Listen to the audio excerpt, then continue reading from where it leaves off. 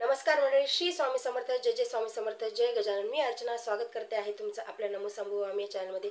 आज महाशिवरात्री आहे, त्यामुळे महाशिवरात्रीच्या सर्वांना शुभेच्छा. तर महाशिवरात्रीच्या दिवशी आपण शिव उपासना आपल्या ज्याने जेवढे शक्य होईल तेवढी आपण करायची आहे. आजचा दिवस तशीच आजची रात्र देखील खूप जास्त महत्त्वाची आहे. तर महाशिवरात्रीच्या दिवशी शिवतत्व हे ब्रह्मांडामध्ये खूप जास्त प्रमाणात सक्रिय झालेलं असते, जागृत झालेलं असते. आपल्याकडून शक्य तेवढी आपल्या शिव उपासना करायची आहे आणि आपल्याला महादेवांना प्रसन्न करून घ्यायचं आहे.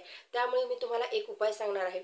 तर उपाय हा आपण प्रदोष काळापासून रात्री 12च्या आत आपल्याला करायचा आहे. तर हा उपाय आपल्याला यासाठी करायचा आहे की आपल्या जी काही शनी महाराजांची जी काही गती असेल, ज्या काही अडचणी असतील, आर्थिक संकटे असतील, खूप काम करून देखील पैसा येत नसेल, काही कामामध्ये आपल्याला खरंच असं वाटतं की आपलं काम होते पण ते होत नसेल, तर यासाठी आपल्याला हे उपाय करायचा आहे. आणि शनी महाराज हे भगवान शिवांचे उपासक आहे आणि महादेवांच्या साक्षीने आपण हा शनी महाराजांचा उपाय करणार आहोत. त्यामुळे व्हिडिओ शेवटपर्यंत नक्की बघा. व्हिडिओ जर तुम्हाला आवडला तर व्हिडिओ लाईक करा, चॅनलवरती नवीन चॅनलला सबस्क्राईब करा आणि बेल आयकॉनला देखील प्रेस करा, जेणेकरून नवीन व्हिडिओचं नोटिफिकेशन तुमच्यापर्यंत पोहोचू शकेल. तर उपाय आपल्याला हा संध्याकाळी प्रदोष काळापासून, म्हणजे तुम्हा सर्वांना माहीतच असेल की प्रदोष व्रत हे केले जाते आणि प्रदोष काळातच शिव उपासना करण्याला खूप जास्त महत्त्व आहे. तर आज तुम्ही रुद्राभिषेक हा चुकू नका, म्हणजे तुम्ही घरी करा किंवा मंदिरामध्ये करा, तर रुद्राभिषेक हा चुकू नका तुम्ही.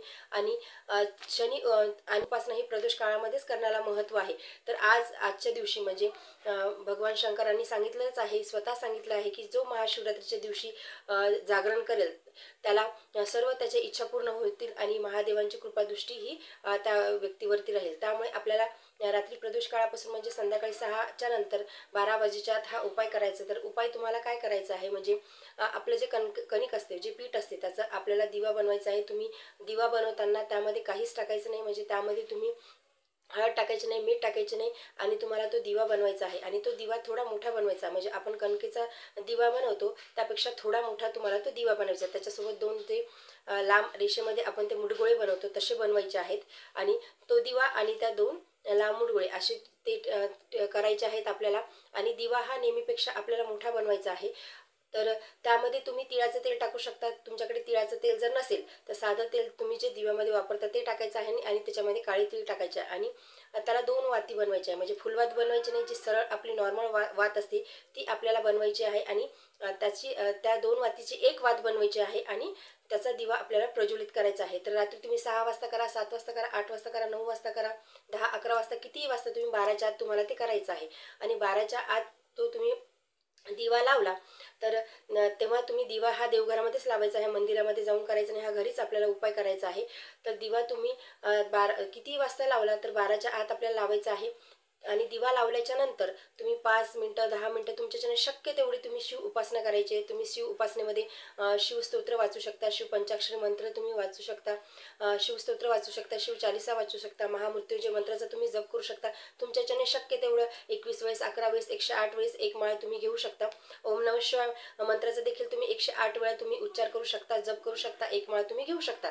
तर अशा प्रकारे आपल्याला 5-10 मिनिटाच्या शक्य तेवढी आपल्याला शिव उपासना करायची आहे. शिव उपासना झाल्याच्या नंतर, शिव आराधना झाल्याच्या नंतर आपल्याला त्याच्यामध्ये चेहरा बघायचा आहे आणि तो दिवा आपल्याला घराच्या बाहेर नेऊन ठेवायचा, उंबरठ्याच्या बाहेर ठेवायचा आहे.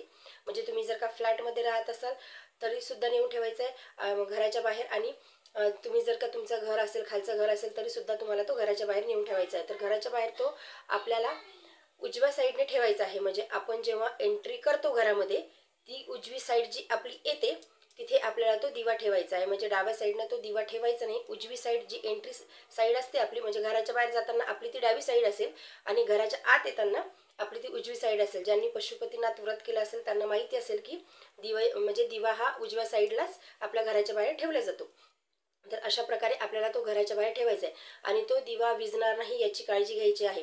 म्हणजे एकदा का तुम्ही तो दिवा पेटवला तर तो विझणार नाही इथपर्यंत तुम्हाला त्याची काळजी घ्यायची आहे. म्हणजे तुम्ही उपाय जरी 7-8 वाजता केला तरी 12 वाजेपर्यंत तो दिवा विझणार नाही याची तुम्हाला काळजी घ्यायची आहे. तर दिवा विझू नये म्हणून ते आपल्याकडे ते उंच असते, काचेचा लॅम्प म्हणू शकतो आपण, ते लॅम्पला येते तसं तुम्ही ते ठेवू शकता आणि ती दिवा विझणार नाही याची तुम्ही काळजी घ्यायची आहे. तर तुम्हाला कळलंच असेल की घराच्या उजव्या बाजूला, दरवाजाच्या उजव्या बाजूला ते ठेवायचं आहे. आणि हा हा उपाय आपल्याला शनी महाराजांची आपल्यावरती कृपादृष्टी राहावी, साडेसाती जावी, घरातील आर्थिक संकट जावं यासाठी आपल्याला हा उपाय करायचा आहे. ज्या काही अडचणी संकट असतील ते दूर होतील यासाठी हा उपाय करायचा आहे. अत्यंत प्रभावी हा उपाय आहे. दुसरा उपाय आपल्याला असा करायचा आहे की रात्री 12 म्हणजे 5-10 मिनिटं इकडे तिकडे झालं तरी चालते, तर आपल्याला गाईच्या तुपाचा, शुद्ध गाईच्या तुपाचा आपल्याला दिवा लावायचा आहे. आणि शुद्ध गाईच्या तुपाचा दिवा लावल्याच्या नंतर आपल्याला शिवलीला अमृतातला 11वा अध्याय वाचायचा आहे.